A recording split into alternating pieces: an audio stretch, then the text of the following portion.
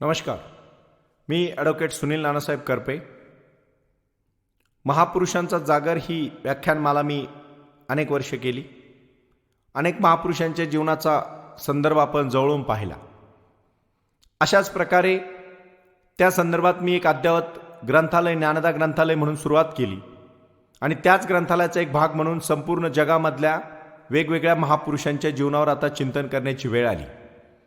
हे चिंतन आपण कशा प्रकारे केलं पाहिजे, का केलं पाहिजे, कोणी केलं पाहिजे, कुठं केलं पाहिजे, कसं केलं पाहिजे, या सर्व गोष्टींचा एक वेगळ्या प्रकारे आज आम्ही जेव्हा आलेख मांडला तेव्हा लक्षात आलं की आज काल परवा मी पाहिलं, मन खिन्न झालं. वर्तमानपत्र वाचलं, टी व्ही पाहिला आणि चिपळूणची घटना अनुभवली, कोल्हापूरचा पूर पाहिला. त्यानंतर आज या महाराष्ट्राची अवस्था पाहिली. प्रश्न निर्माण होतो, डिझास्टर मॅनेजमेंट, आपत्कालीन व्यवस्थापन, पुनर्वसन मंत्री, सर्व लोक जातील, मुख्यमंत्री जातील, विरोधी पक्ष नेते जातील, समाजाची एक वेगळ्या प्रकारे जी काय हानी होईल तिथे आधार देतील, 4 शब्द बोलतील आणि मग पुन्हा एकदा कुसुमाग्रजांची कविता आठवल्याशिवाय राहत नाही. ओळखलत का सर मला, पावसात आला कोणी, कपडे होते कर्दमलेले केसावरती पाणी, क्षणभर बसला नंतर हसला बोलला वरती पाहून, गंगा माई पाहून आली गेली घरट्यात राहून, माहेर वाशीन पोरीसारखी 4 भिंतीत नाचली, मोकळ्या हाती जाईल कशी बायको मात्र वाचली, भिंत खचली चुलई विजली होते नव्हते नेले. म्हणजे पहावर का जंतोतंत उदाहरण. कुसुमाग्रजांची प्रतिभेला मी सलाम करतो. म्हणजे काय म्हटले ते, भिंत खचली चुलई विजली होते नव्हते नेले, प्रसाद म्हणून पापण्यांमध्ये पाणी थोडे ठेवले. सरांना वाटलं मदतीला आलाय. सरांनी विचार केला आणि खिशाकडे हात केला, आपल्या 2 पैसे आपल्या या शिष्याला द्यावेत. त्यावेळेस तो शिष्य स्वाभिमानी होता.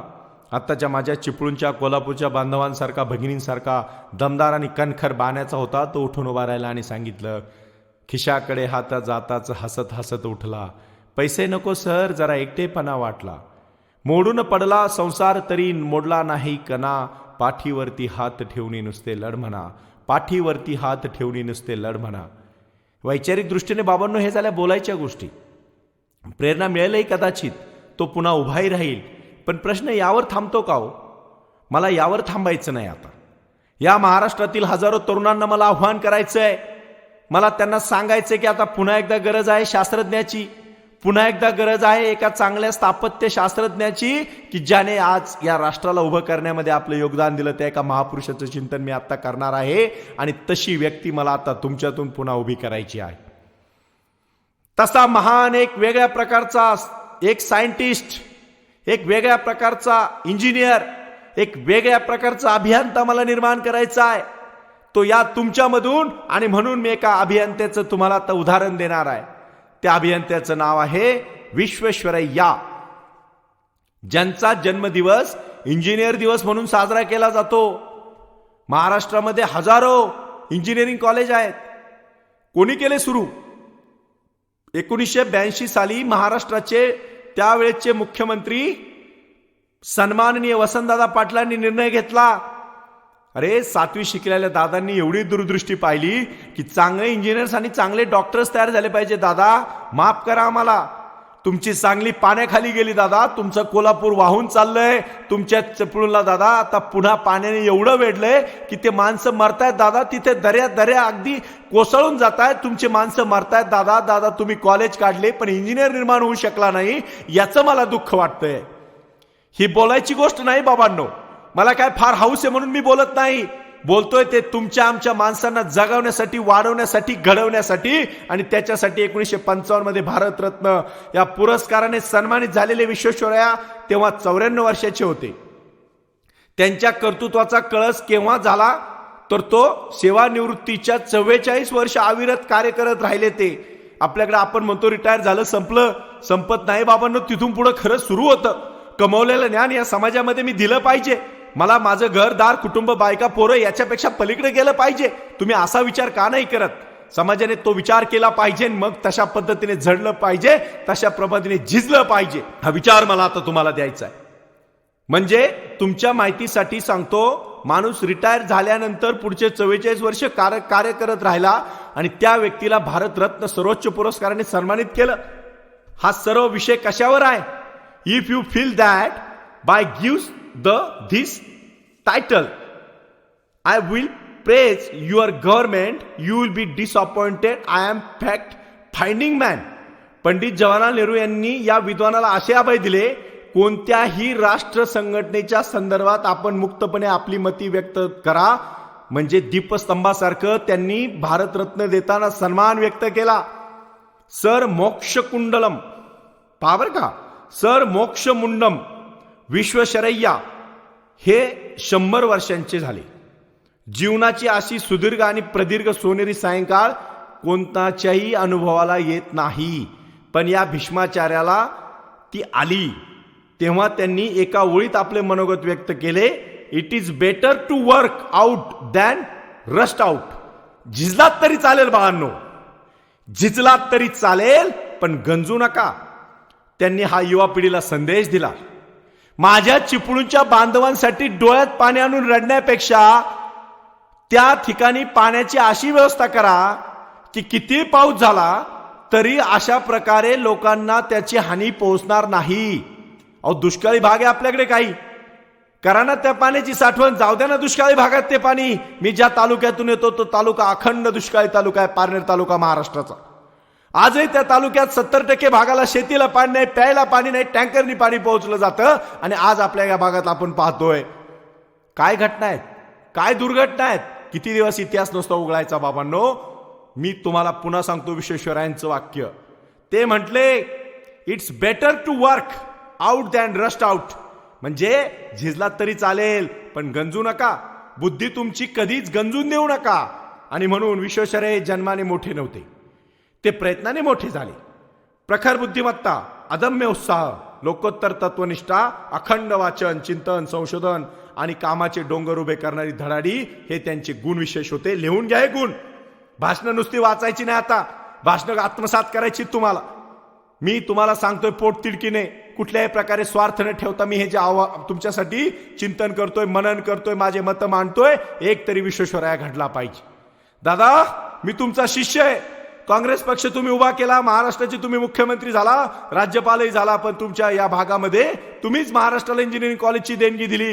हे मी अभ्यासातून सांगतोय. त्या महाराष्ट्रात दादा तासा इंजिनियर तयार होईल, ही गोष्ट मला या ठिकाणी सांगायची. त्यांच्या जीवनात अगदी बालपणी प्रश्नचिन्ह उभं राहिलं.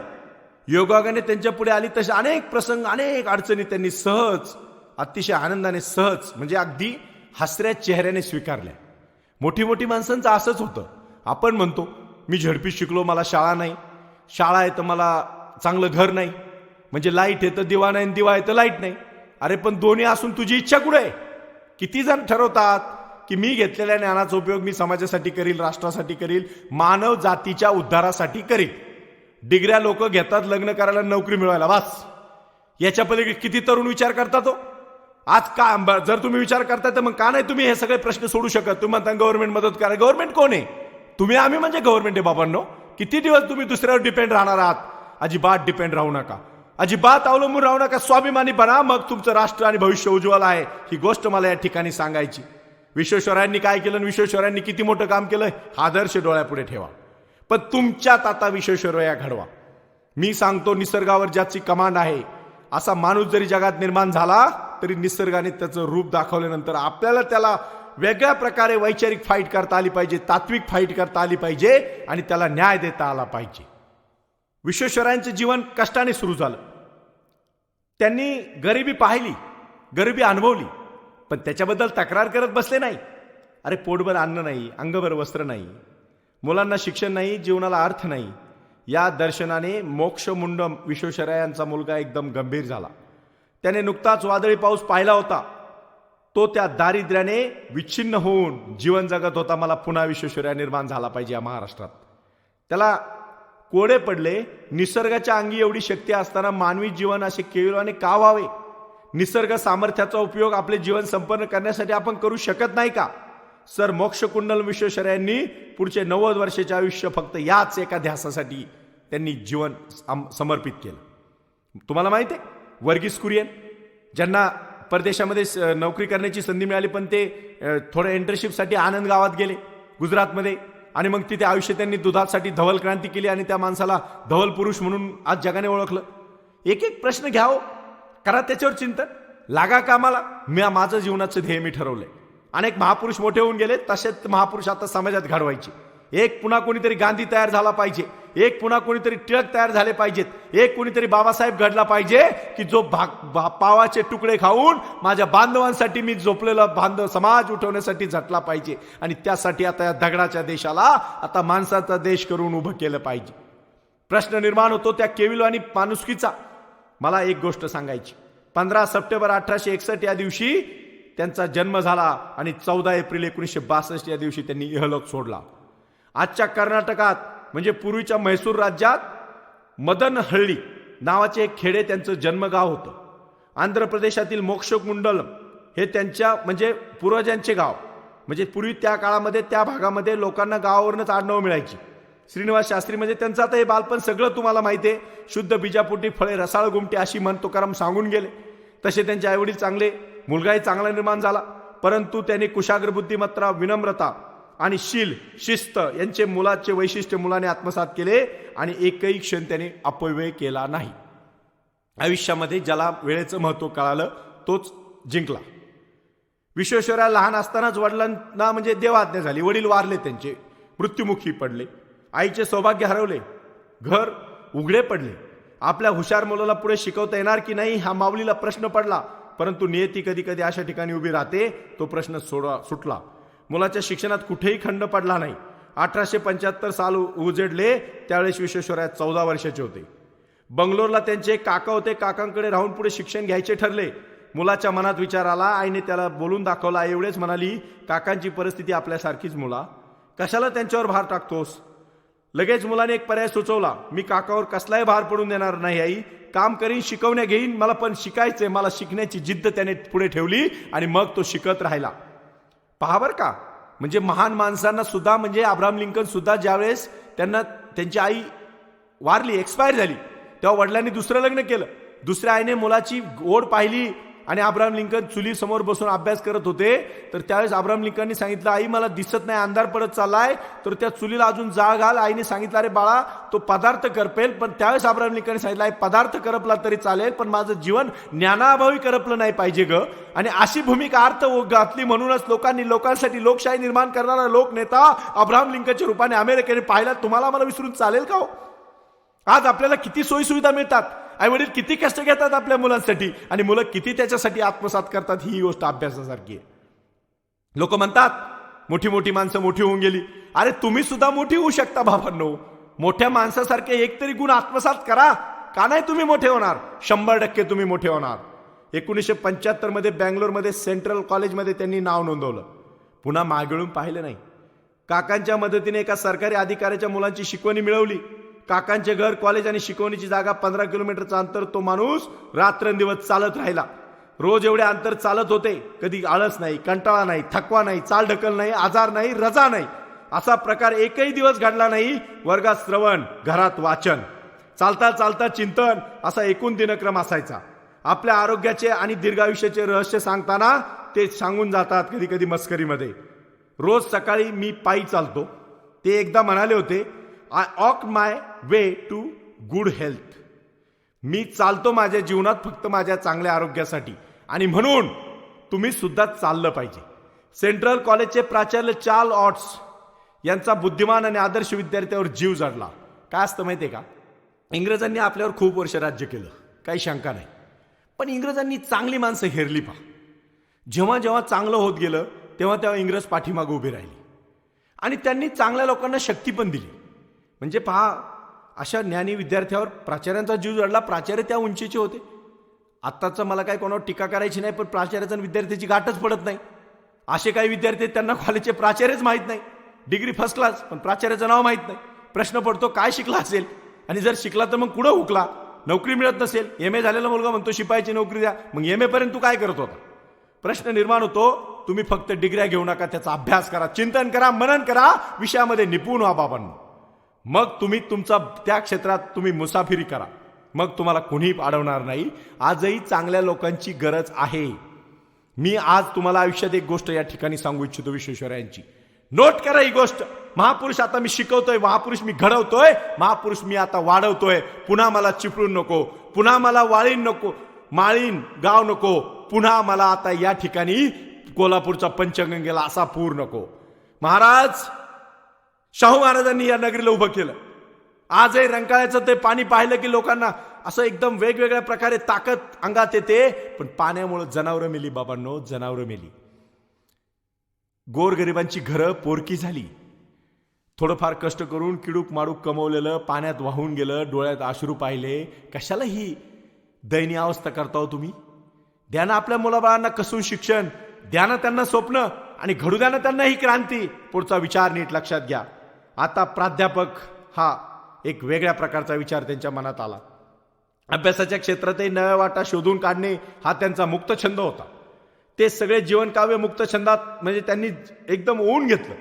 त्याची एक वेगळ्या प्रकारची त्यांनी शृंखला तयार केली. स्फूर्ती आणि स्वैरता, व्यासंग आणि पडिकता यात फरक त्यांनी जाणला. विद्यार्थी विद्वान प्राचार्यांच्या आदरास पात्र ठरला. आपल्या विद्यार्थ्यावर प्राचार्यांनी प्रेम करावे ते किती.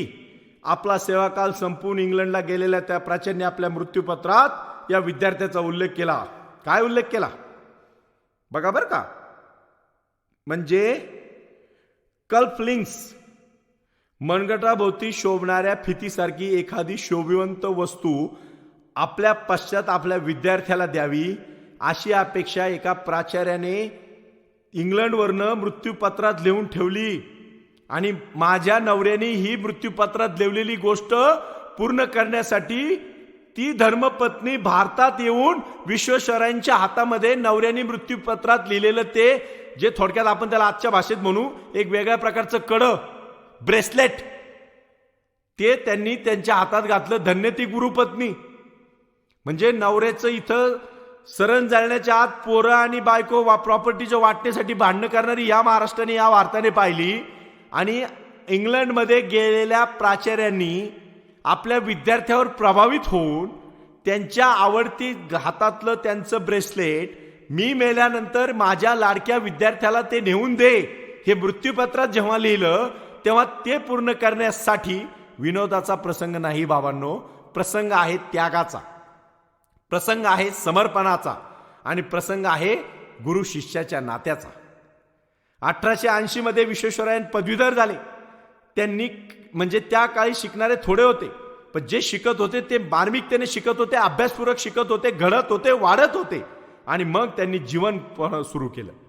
पदवी परीक्षेत विषय श्रेणीत उत्तीर्ण होणारा हा विद्यार्थी तांत्रिक विषयाची पदवी संपादन करू शकत असे. विश्वेश्वरायांना असाच एक अभ्यासक्रम अभिप्रेत होता. त्यांनी त्याची निवड झाली. आणि पाहावर का म्हणजे मला आनंद होतोय या माझ्या शहरात पुण्यात, माझं शहर मी एवढ्यासाठी म्हणतो की मी पुण्यात वाढलो, मी पुण्यात घडलो, मला पुण्याने घडवलं. मला शनिवारवाडा पाहिल्यावर इतिहास आठवला, मला पुढे गेल्यावर विश्रामबाग वाडा पाहिल्यावर पेशवाई जाणवली, मला थोडंसं विद्यापीठाकडे गेलं की जयकर लायब्ररीने मला ओढून घेतलं. त्याच्या पलीकडे आल्यानंतर मी पर्वतीला गेलो, मी वेगळ्या प्रकारची पर्वती अनुभवली. पुण्यामध्ये काय नाही, पुणे तिथं काय उन्हा असं म्हटलं जातं. या पुण्याचा इतिहास आहे आणि याच पुण्याने अनेक वर्ष स्वातंत्र्याचा इतिहास लढलेला आहे. हे तुम्हाला मला विसरून चालणार नाही. त्या पुण्यनगरीत ते इंजिनिअरिंग कॉलेज करायला आले. म्हणजे पदवी परीक्षेत विश्वेश्वरात एक इंजिनियर झाले. कुठे? पुणे शहरात. तेव्हा सायन्स कॉलेज ऑफ या नावाचे एक कॉलेज होतं, म्हणजे आत्ताचं इंजिनिअरिंग कॉलेज. त्यांनी स्थापत्यशास्त्र म्हणजे इंजिनिअरिंग 1883 मध्ये LCE आणि FCE या परीक्षा पास झाले चांगल्या मार्काने. आजकाल आपण त्याला म्हणतो बी, बॅचलर ऑफ इंजिनिअरिंग. आत्ताचं इंजिनिअरिंग विश्वेश्वराची कंपॅरिझन करू नका तुम्ही, पण सांगतो. नाशिक विभागात ते प्रथम सरकारी अभियंता म्हणून रुजू झाले. योग असा की त्या नित्यक्रमानिमित्त त्यांनी कार्यभार स्वीकारला, नोकरी करावी लागली. बरोबर आहे, पर्याय नव्हता. ज्यांचा कारभार चांगला त्यांचा कार्यभारही चांगला. त्यांच्यावर खानदेशातील एका नाल्यावर पाईप आणि सायफन बसवण्याची कामगिरी सोपवण्यात आली. तर पूर्ण क्षेत्र मोठे मोठे होते, म्हणजे नाशिकमध्ये खानदेश, आता तो भाग त्यांच्या हातात म्हणजे कामाखाली आला. काम तसे सोपे होते, पण अचूकतेने आणि तत्परतेने करण्याची निकड होती. त्याला ते व्यावसायिक नैपुण्य पण हवे होते. विश्वेश्वरायांनी आपले समाज म्हणजे सगळं समायोजन पणाला लावून ते काम पार पाडले. महात्मा गांधीजींना लोक बनिया म्हणायचे होतेच ते. अरे दांडी यात्रा काढली गांधीजींनी, लोकांचे चैतन्य निर्माण केलं. दांडीमध्ये साबरमतीमध्ये त्यांनी पुन्हा एकदा क्रांती केली, मिठाचा सत्याग्रह केला. विषयांतर करत नाही मी. घेतलेल्या ज्ञानाचा लोकांमध्ये नवचैतन्य निर्माण करण्याचा उपयोग त्यांनी केला.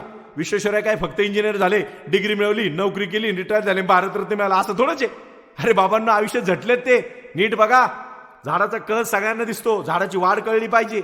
1893 मध्ये तेव्हाच्या सिंध प्रांतात, म्हणजे भारत पाकिस्तान तेव्हा एकत्र होतं पहा, प्रश्न निर्माण झाला. सक्कर हे सिंधू नदीच्या तीरावर असणाऱ्या एका टेकडीवर एक जलाशय बांधला. नदीचे पाणी पंपाने या जलाशयात चढवले जात असे. मग ते लहान मोठ्या नळांनी गावभर पसरवले जात असे. पण पाणी गढूळ यायचं पहा. ते फिल्टर करणं म्हणजे आवश्यक होतं, पण सक्करच्या नगरपालिकेला ते काही जमलं नाही. त्यांनी शासनाला आर्थिकदृष्ट्या व आवाक्याबाहेरचे काम वाटले. अशा पेच प्रसंगातून वाट काढण्यासाठी विश्वेश्वरय्यांना पाचारण करण्यात आले. या अभियंत्याने नगरपालिकेच्या परोडेल अशी एक योजना आखली. ती हातोहात सिद्धीस नेली. नदीच्या ऐन पात्रात त्यांनी एक खोल विहीर खोदली. वाहत्या पाण्याखाली भुयारी मार्ग तयार केला आणि ते सगळं पाणी, गढूळ पाणी त्या नदीच्या तळाशी गेलं, म्हणजे त्या नदीतल्या विहिरीच्या, आणि तिथे ते जाऊन बसलं. वर स्वच्छ पाणी आलं आणि ते सर्व पाणी गावाला पुढे पाईपलाईनच्या माध्यमातून देण्यात आलं. म्हणजे पहा बरं का, किती मोठा अभ्यास असेल हो त्यांचा, की एका तलावामध्ये जर विहीर खोदली तर गढूळ पाणी त्या तलावात, त्या विहिरीच्या तळाशी जाईल आणि स्वच्छ पाणी वर राहील. म्हणजे 1904 मध्ये त्यांनी पाणी पुरवठा करण्यासाठी ब्लॉक सिस्टम या नावाची नवीन सिस्टम शोधून काढली. बाळांनो, नीट ऐका. आपापल्या क्षेत्रामध्ये आता संशोधन करा, उठा, जागे व्हा. कवर ते पुस्तकं वाचून फक्त डिग्र्या घेऊन फक्त तुम्ही तुमची पोटाची खळगी भरण्यासाठी जगता हो. उठा आता, लागा कामाला. का निर्माण झाला आपल्या चिपळूणचा प्रश्न? एवढं पाणी आहे, एवढा पाऊस पडलाय, आणि पडला तर मी म्हणतो का नाही त्याचा निचरा करू शकत आपण? मुंबईची तुंबई म्हणता तुम्ही, वर्तमानपत्रावर लिहितात मुंबईची तुंबई झाली. अरे त्या मुंबईने रोजगार दिला, तुम्ही तुमच्या आईला नाव ठेवणार का हो? म्हणजे एक लक्षात ठेवा, तुम्ही ज्या ताटात खाता त्याच ताटात तुम्ही शेतकऱ्याचा प्रयत्न करता का हो? तुम्ही तुमच्या भारत मातेचं रक्षण नाही करू शकत, तुम्ही तुमच्या या निसर्गाची जपणूक नाही करू शकत. तुमच्या घरावर जर कोणी आच आणली तर तुम्हाला सहन होईल का? मग निसर्ग तुमचं घर नाही का? बाळांनो, तुम्ही चिंतन करा ना, लावा ना तुमची बुद्धी कामाला. विश्वेश्वरय्याने सांगितल्याप्रमाणे गंजा नका, झिजलात तरी चालेल पण गंजू नका. लावा बुद्धी कामाला. आता हे लक्षात घ्या. आदेश आणि संदेश नाही, तर एक तुम्हाला विनंती आहे माझी. पुण्याच्या खडकवासला धरणाच्या भिंतीला धोका पोहोचू न देता पाण्याचा साठा आणि पातळी वाढवण्यासाठी आपोआप उडणाऱ्या कळसूत्री दरवाज्यांची कल्पना शोधून काढली आणि अंमलात आणली. ती विश्वेश्वरय्यांनी. म्हणजे आपण जे खडकवासलाचं आता पुणेकर पाणी पिता ना, त्याच्यामध्ये त्यांनी त्याची उंची कोणी वाढवली? विश्वेश्वरय्यांनी वाढवली. म्हणजे काम कामाचा गुरु असे ते म्हणत. एक काम मनोभावने केले म्हणजे करता करता एखादे तंत्र हस्तगत करा, त्यातून एखादा मंत्र स्फुरतो. या मंत्रातून नवीन काही निष्पन्न होते, नवनिर्मितीची पालवी फुटते. हे त्यांनी केलं. एडन येथे इंग्रजांच्या सैन्याची फार मोठी छावणी होती. एडनमध्ये तेथे पिण्याच्या पाण्याचा म्हणजे अतिशय प्रश्न गंभीर निर्माण झाला. एडनच्या सरकारने भारत सरकारकडे एका हुशार, कल्पक आणि कर्तबगार अभियंत्याची मागणी केली. त्या क्षणी सर्वतोमुखी असणारे एक नाव विश्वेश्वरय्या हेच होते. नवनवीन आव्हाने पेलणारा, सामर्थ्यवान राष्ट्राच्या अभिमानाचा विषय झाला होता. एडनच्या सैनिकांना समुद्राचे खारे पाणी पिण्याची वेळ आली होती. दक्षिण भूमध्य समुद्राशी संलग्न असणारे हे महत्वाचे ठाणे होते, पण पावसाचे पाणी त्यांच्या नशिबात नव्हते. विश्वेश्वरय्यांनी हा प्रश्न कसा सोडवला? अभ्यासपूर्वक सोडवला आणि एडनच्या सरकारला सुद्धा आपल्या ज्ञानाची चुणूक दाखवली. प्रश्न निर्माण होतो, सक्कर, एडन अशा नगरांना भेडसवणारा, पाण्याचा प्रश्न सोडवणारा हा लोकविलक्षण स्थापत्य शास्त्रज्ञ उर्फ इंजिनियर म्हणून त्यांच्या नावाचा जगभर बोलबाला झाला. मोक्षगुंडम विश्वेश्वरय्या या नावाऐवजी सर एम.व्ही. या नावाने विख्यात झाले. इंग्रज सरकारने त्यांना किताब दिला. सर कैसर हिंद KCIE हे किताब होते. विद्वत्तेचा दबदबा निर्माण करणारे हे अनेकांना जमते, पण प्रश्नांची उकल करण्यासाठी तिचे साधन करणे थोड्यांना साधते. उपयुक्त हे यथार्थ ज्ञानाचे गमक मानले पाहिजे. Idea is true, it is works असे फलप्रामाण्यवादी तत्वज्ञ मानतात. हे जे ज्ञान जग बदलण्यासाठी, वास्तवाला आकार देण्यासाठी, समोरचे प्रश्न सोडवण्यासाठी उपयोगी पडते, तेच खरे ज्ञान. म्हणजे आपण जे पुस्तकातून घेतो ना बाबांनो, त्या ज्ञानाचा उपयोग आपल्या जीवनात झाला पाहिजे आणि ते करण्यासाठी आपण अहोरात्र प्रयत्न केले पाहिजे. मग त्यांनी काय सुरू केलं पुढे? सर एम.व्ही. हे संकटकाळी सर्वांना सावरणारे, यक्ष प्रश्नांची उत्तरे शोधणारे, निरपेक्ष बुद्धीने लोकसेवा करणारे, लोक कल्याणासाठी निसर्ग शक्तींना दिशा देणारे एक कर्तृत्व संपन्न शास्त्रज्ञ आहेत, हे जगाच्या ध्यानी आले. त्यांच्या ज्ञानाचा फायदा घ्यावा असे अनेक व्यक्ती, संस्था, नगरे आणि राष्ट्र यांना वाटू लागले. म्हणजे माणूस एवढा ज्ञानी होऊ शकतो जर त्याने ठरवलं तर. पण आपण ठरवतच नाही. आत्ताच्या मुलांचा प्रश्न पाहा ना, मी अनेक इंजिनियर्सला भेटतो, काहीच स्वप्न नाही. तो फार फार तर MNCत जायचंय, सेटल व्हायचंय, अमेरिकेत जायचे, जपानला जायचंय, तिथं सेटल व्हायचं. अरे चांगलं आहे बाबांनो, पण आपल्या राष्ट्रासाठी काय फॅसिलिटी मिळत नाही. अरे यांना कुठं होत्या फॅसिलिटी? काय होतं सर विश्वेश्वरय्या? मी सर विश्वेश्वरय्यांचं भाषण करत नाही बाबांनो. सर विश्वेश्वरय्यांच्या समोर ठेवा, तुम्ही कुठे बघा, आपण कुठे बघा. हैदराबाद हे एकेकाळचे म्हणजे भागानगर त्या काळातलं बाबर का, भाग्याला तडा जाण्याची वेळ आली म्हणजे MVंना तातडीने प्रार्थनापूर्वक त्या नवाबाने बोलून घेतलं. 6-7 महिन्यांच्या अविरत प्रयत्नांनी बेलगाम झालेले पाणी सर MVंनी यशस्वी केले. सगळ्यात मोठं म्हणजे काम त्यांनी काय केलं, अनावरणपणे वाहणारी आणि पाऊस काळात धुमाकूळ घालणारी मुसी नदी, जसं आता चिपळूणचं झालंय, पंचगंगेचं होतंय, कृष्णा कोयनेचं होतंय. दादा यशवंतराव चव्हाणांनी कृष्णा कोयनेचं पाणी सदनतेकडे वळवलं, पण तोच पूर आता होतोय. म्हणजे असं म्हणतात पाण्याच्या आणि विजेच्या नादी लागू नये. अरे पण नादी न लागता सुद्धा त्याला व्यवस्थित कंट्रोल करू शकता ना तुम्ही. मुसी नदीचा प्रश्न MVंनी सोडवला. सोडवा आत्ताच्या विश्वेश्वरय्यांनी हा माझा प्रश्न. आज पंचगंगेचं पाणी, आज कृष्णा कोयनेचा वेढा थांबवला पाहिजे अभ्यासपूर्वक. कसं तरी ते पाणी योग्य दिशेने वळवलं पाहिजे याची काळजी करा, विचार करा, अभ्यास करा. विनाशाच्या काठावर उभे राहणारे निजामी राज्य वाचले. कोल्हापूरचा रंकाळा तलावाचे पाणी गावात शिरण्याची भीती निर्माण झाली. चिंतेने अवघे नगर कंपमाय झाले. जो आज प्रश्न निर्माण झालाय 150 वर्षापूर्वी तोच प्रश्न होता. एका महाभूताची घुसखोरी थोपवण्याचे काम सर MVंनी केले. भोपाळ, बडोदा, इंदोर, कोल्हापूर, फलटण अशा संस्थानांनी आपापली विकास कार्याचे सुकाणू सर MVंच्या हाती दिले. सरकारी नोकरीत असताना यांनी कर्तृत्व दाखवले. हे सर्व करत असताना त्यांनी अंतर्यामी एक शल्य टोचत होते. चीफ इंजिनियर हे पद केवळ भारतीय म्हणून त्यांना मिळू शकले नव्हते. त्यांच्यावर गौरवसूचक पदव्यांचा वर्षाव करणारी परकीय शासन त्यांना अंतिम पदापर्यंत पोहोचू देत नव्हते. शेवटी सरकारी नोकरी शुल्क म्हणजे एक होतीच, त्यांचा तो एक जाच होता, पण त्यांनी तो सोडला नाही. त्यांनी सांगितलं सरकारमध्येच राहून मला काम करावं लागेल माझ्या बांधवांसाठी. तक्रार केली नाही, थोडक्यात समजून घ्या. म्हणजे सर MV रिटायर झाले, त्यांनी काम सोडलं नाही. नोकरीतून रिटायर झाले पण काम सोडलं नाही. कामाचं एक शास्त्र होतं, त्यांनी त्याला वाहून घेतलं होतं. अभ्यास, निरीक्षण, प्रयोग, विज्ञान प्रणित मार्ग अटळ होते. युरोप खंडातील स्थापत्यशास्त्राची प्रगती जाणून घ्यावी यासाठी युरोप दौरा केला. वयाच्या 85व्या वर्षी ते अमेरिकेत जाऊन आले. तेव्हा एका कारखान्याची यंत्रशाळा पाहण्यासाठी 4 मजले आणि 75 पायऱ्यांना जिना चढून MV वरपर्यंत गेले. त्या वयात सुद्धा ज्ञानाच्या क्षेत्रात उधारी चालत नाही हे त्यांनी ओळखले होते. जे डोळ्यांनी पाहायचे आणि मनाने जाणवायचे ते ज्याचे त्यानेच केले पाहिजे, अभ्यासले पाहिजे. अभ्यासे प्रगट व्हावे नाहीतर झाकोने असावे, तुकोबांचं हे वचन मला या ठिकाणी आठवतं. अभ्यासाच्या क्षेत्रात कोणी कोणाचे प्रतिनिधित्व करू शकत नाही हे त्या ठिकाणी त्यांनी अभ्यासलं. मला सांगावं असं वाटतंय सर्वांना, बाबांनो तुम्ही तुमचं ज्ञान मिळवा, आत्मसात करा, स्वतः झटा, पुस्तकं वाचा, चिंतन करा, मनन करा, समाजातले प्रश्न लिहून काढा. एखाद्या प्रश्नाला हाताशी घ्या आणि तो प्रश्न घेऊन आयुष्यभर जगा. तुम्ही गेल्यानंतर सुद्धा तुमचं कार्य लोकांपर्यंत त्या प्रश्नाच्या रूपाने राहील, हे तुम्हाला आम्हाला विसरून चालणार नाही.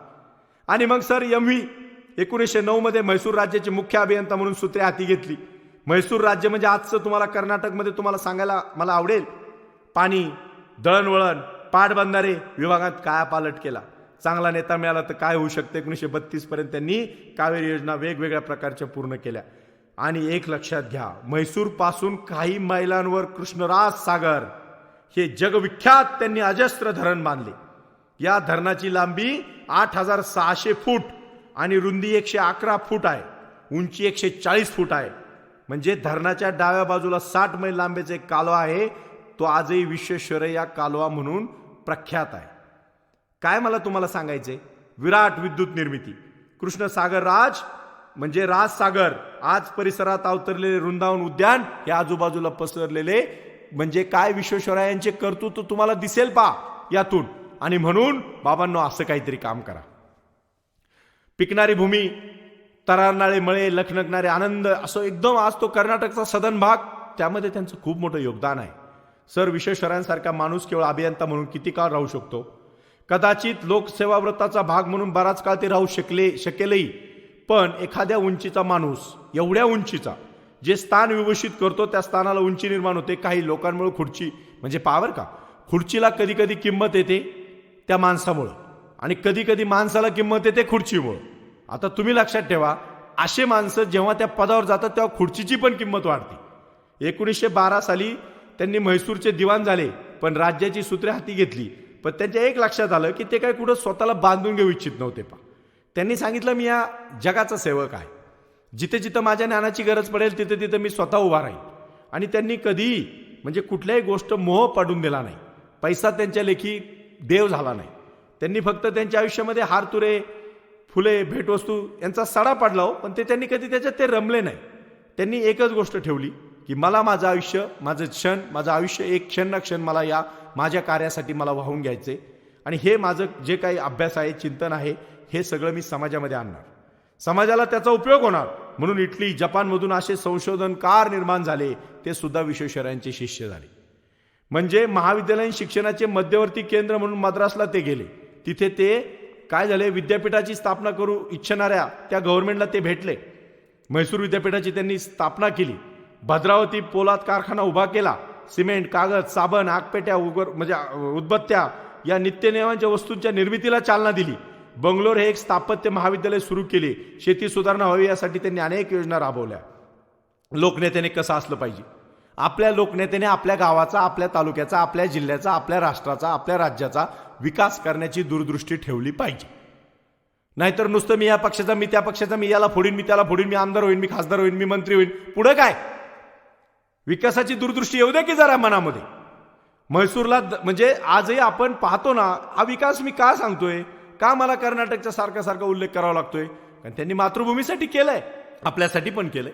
पुण्यात शिकले, नाशिकमध्ये काम केलंय, मुंबईत काम केलंय, कोल्हापुरात काम केलंय, पण जास्त त्यांनी त्यांचं योगदान आज कर्नाटकमध्ये आपल्या मातृभूमीला दिलंय.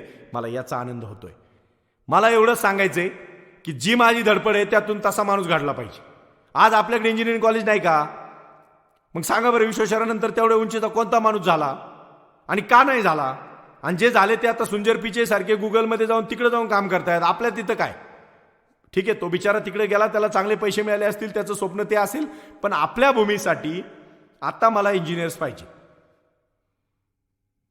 तुम्ही काम करून निवृत्त व्हा, पण कामातून निवृत्त नका हो. मरेपर्यंत तुम्ही तुमचा अट्टहास चालू ठेवा. या निवृत्तीनंतर त्यांनी एक लक्षात ठेवा, परदेश गमन केलं, फिरलं पाहिजे, जाणून घेतलं पाहिजे. भारत सरकारला विविध योजनांच्या संदर्भात त्यांनी मार्गदर्शन केलं. सर एम.व्ही. 92 वर्षे झाले, एके दिवशी पंतप्रधानांचे दूत त्यांच्या दारी आले.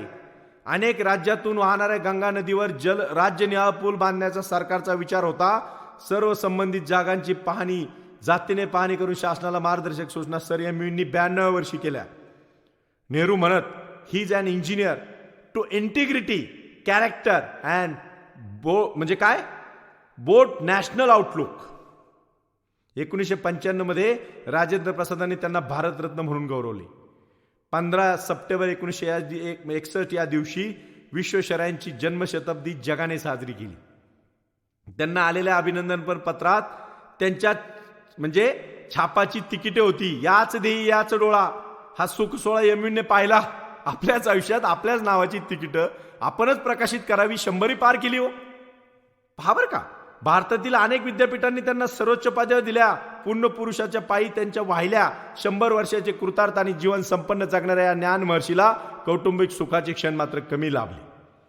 त्यांना पत्नी सुख लाभले नाही, पुत्रमुख दिसले नाही, कन्यादान करता आले नाही. सदैव कार्यरत असणाऱ्या आत्मप्राप्ती पुरुषाला आत्मतृप्त महात्म्याच्या जीवनातील दुःख जोखाने एवढी उसंत मिळाली नाही.